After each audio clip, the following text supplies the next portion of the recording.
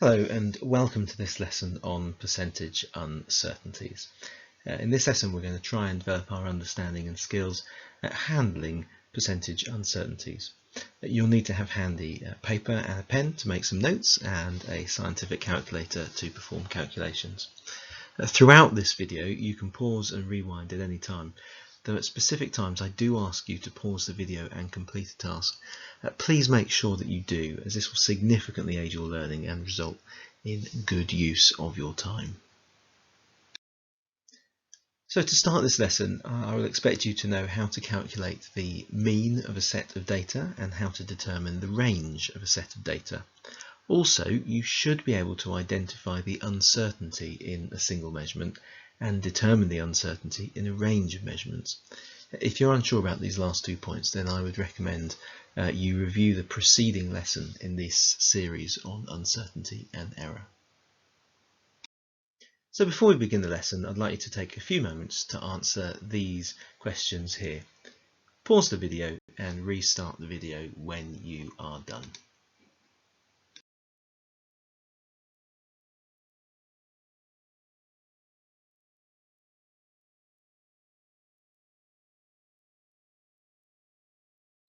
I would hope that these were fairly straightforward. If you were tempted to divide the count of the radioactive source by 300, remember that uncertainties here are taken for single measurements. So the single measurement is the 498. More properly, we call them absolute uncertainties, and this suggests we don't need to do anything with them as they are absolutely fine. For the background count, we state the mean to the same precision as the initial readings, and then the uncertainty is of course half of the range. And what we see here is two different counting times, one for 300 seconds, one for 100 seconds, and yet two quite similar uncertainties. An uncertainty in the initial one there of 1 and then the background count of 2. However, seeing that these uncertainties here are similar is potentially misleading. What we really need to be able to do is to compare their percentage uncertainties, and this is what we will look at now. So here's an example for how we calculate percentage uncertainty. Suppose we measure the diameter of a wire with a screw gauge micrometer and we find it to be 1.56 millimeters, and we have an absolute uncertainty in this measurement of 0.01 millimeters. This is the resolution or the precision of the instrument, in this case the screw gauge micrometer, that's being used to take the measurement. To find the percentage uncertainty, we have a very simple, straightforward calculation. Percentage uncertainty is always the absolute uncertainty divided by the value of the measurement, and then we multiply that by 100 to give a percentage answer. It's worth noting here that rarely is a percentage achieved that is a nice round number. Final percentage uncertainties should be given to 3 significant figures or 2 decimal places. However, always keep an unrounded value of the percentage uncertainty for use in further calculations if needed. And this is particularly true if the calculated value is, let's say, 0.015%, and this is then rounded to 0.2%. If we were to use the rounded value of the percentage uncertainty in further calculations, a significant error could be introduced further down the line that could be avoided. So let's just see how this calculation turns out. We do 0.01 divided by 1.56, multiply that by 100%. Here I've put the full answer that I get on my calculator there, 0.6410 on the go, and we round that to 0.64%. So here we'll look at a second example for a range of results where one measurement has been taken multiple times. And we'll look at the set of data we worked with last lesson for measuring the diameter of a wire. As before, what we do is we calculate the mean and we round our answer to the same number of decimal places, the same precision as the readings were taken. The range is, again, of course, very simple to find, and the uncertainty here represented by delta D is, again, half the range. This has then been rounded to the same precision as the measurements were taken, so we have 0.02. Calculating this is, again, very straightforward.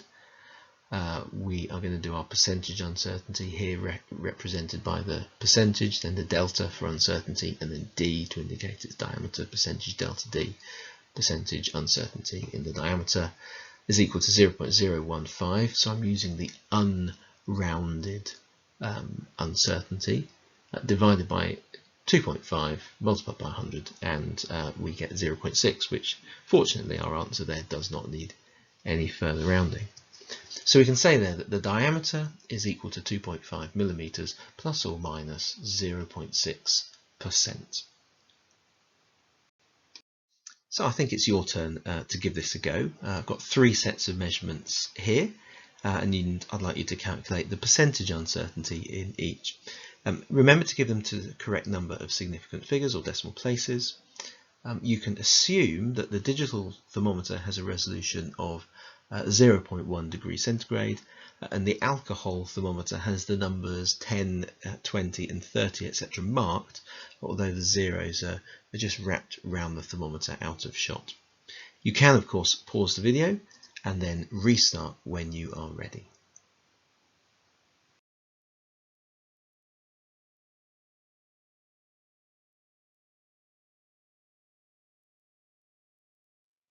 So here are the solutions. Hopefully you got all of these spot on. If you didn't, carefully check through your working and mine here to spot where the difference might be. You may want to rewind the video and go over the method again if you need to. So very often measurements we would take in investigations are used in calculations to determine some other value. For instance, we might measure the mass of an object, the volume of an object, in order to work out the density of the material that the object is made from. And when we perform those calculations, we end up having an uncertainty in the calculated figure because it has been derived from measurements that themselves had uncertainties. Now, fortunately, there are some very, very straightforward and simple rules for determining what the uncertainty in the calculated figure will be based on the measurements, and they are as follows. If we add or subtract measurements from each other, then we simply add the absolute uncertainties or their percentage uncertainties. We don't subtract, we just add. If we are multiplying or dividing measurements to get some calculated figure, then we only add percentage uncertainties.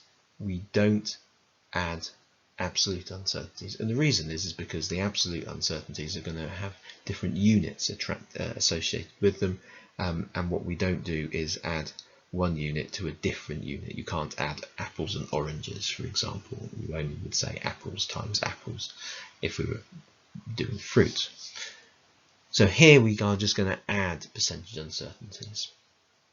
And the last rule is if a measurement is raised to a power, then we multiply the percentage uncertainty by the power that the value was raised to. So for instance, if we have diameter and we're trying to get the surface area of a circle, we're going to be raising radius to the power of 2, and so therefore we take the percentage uncertainty in diameter and we double it, and that's how we treat that.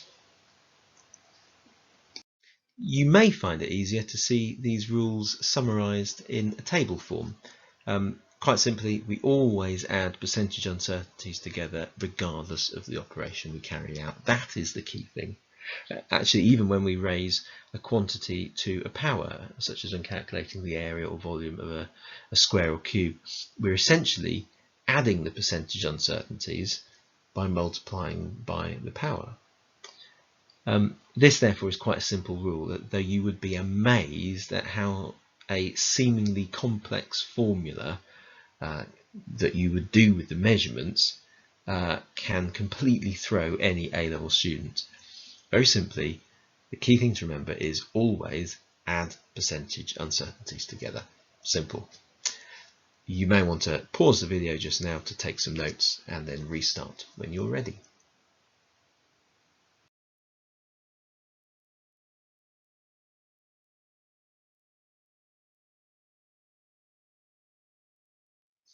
Okay, so let's see how we apply those rules to a fairly straightforward, simple situation. So let's say we've got a couple of measurements of a thin metal strip as follows. We've got our width and we've got our thickness measurement. The width has been taken by a range of measurements and the thickness has been taken by just a single measurement. We're then going to use these to calculate the cross-sectional area. Very straightforward. We get that to be 7 millimeters squared. The percentage error, what we do with this is we are going to add the percentage error of the width and the thickness, and I've written that there in a formula with our percentage symbol, our delta for uncertainty, and then W for width. So percentage uncertainty in width plus percentage uncertainty in height or thickness is equal to the percentage uncertainty in the area. If you were to use that notation, that would be understood by other scientists and examiners. That's a standard way of writing that. So that's very straightforward. 0.4% plus 1.748% is equal to 2.18%. And so we can write that as 7.00 millimeters squared plus or minus 2.18%. It's worth now just going back now to look at the absolute error. We calculate that by reversing how the percentage error is calculated. So very straightforward. 7 multiplied by 2.18 divided by 100, and that gives us 0.1526 or 0.15 millimeters squared. Again, here careful rounding being made to give answers to the same precision as the original measurements. So we can write it simply like that, and it essentially means that the true value is going to lie between 6.85 and 7.15 millimeters squared. The true value won't necessarily be 7.00 millimeters squared, but it will be somewhere between those two values. So here's a second example where what we're going to do is we're going to look at the diameter of the wire. Here this has been measured to 2.58 millimeters with that percentage uncertainty of 0.45%. This will have been taken by measuring the wire in multiple places and at different orientations. It's fairly straightforward to calculate the cross-sectional area of a wire using the area being 2 pi times the radius squared.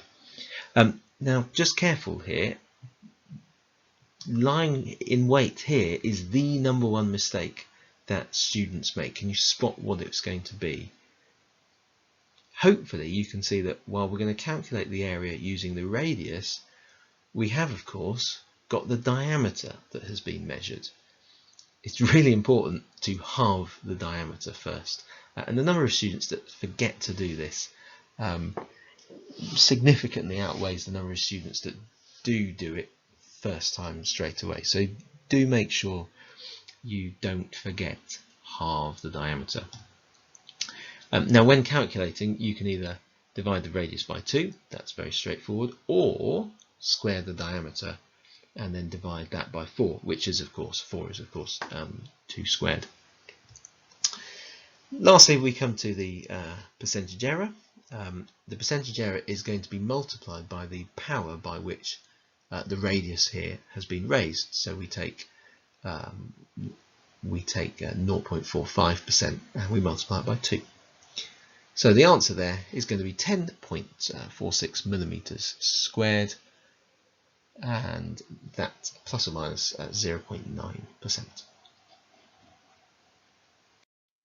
So here are a set of measurements that are taken in a practical that hopefully you are familiar with because you will have done at some point this year. the G by 3 for practical. The students here, they took a single measurement of the height of 45 centimetres. Now, the reading they've taken may or may not have been 45.0, yet we cannot assume that it is. We have to take it as 45 centimetres, and therefore it's got an uncertainty of 1 centimetre, not 1 millimetre. And this is why it's really important when you're doing practical work to always include all decimal places, even trailing zeros, in your results. As you go through this problem, you could try and calculate this with a resolution of 0.1 centimetres rather than a centimetre and see the difference. You'll see that it has a fairly significant difference. Trailing zeros are really, really important. Fortunately, the readings of time here, these were taken using an automatic timer to time the time taken for the ball bearing to fall those 45 centimetres. These results, they seem to have a reasonably low spread, so while this group may not have been particularly good at either picking the right ruler to use or recording zeros, it does seem that they can operate the timing equipment, so that's good. So I've put the Suvat equation there, and actually I've rearranged that for you there so you can easily find G. There are some steps to work through there, 6 steps to work through in order to find the absolute uncertainty in G and the range within which G is likely to lie according to their experiment. So pause the video and take some time now to really carefully work through the problem, going through step by step in order to determine the range within which G lies.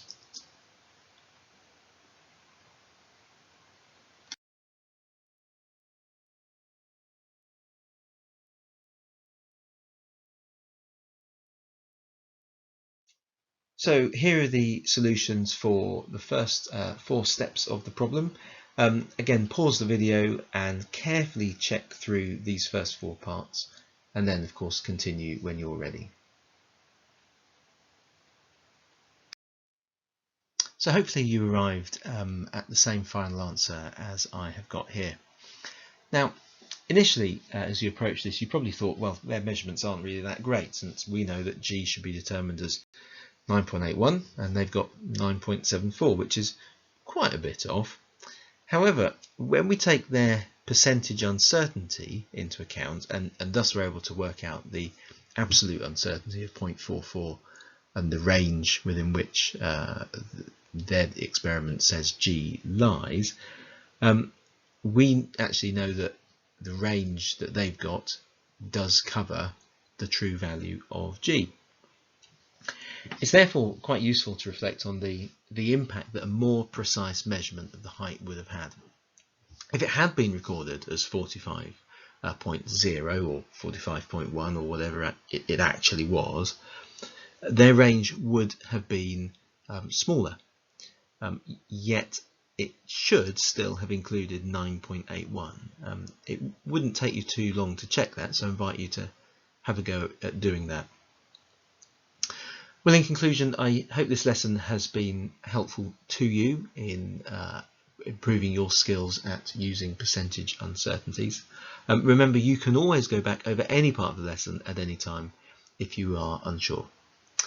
Bye for now.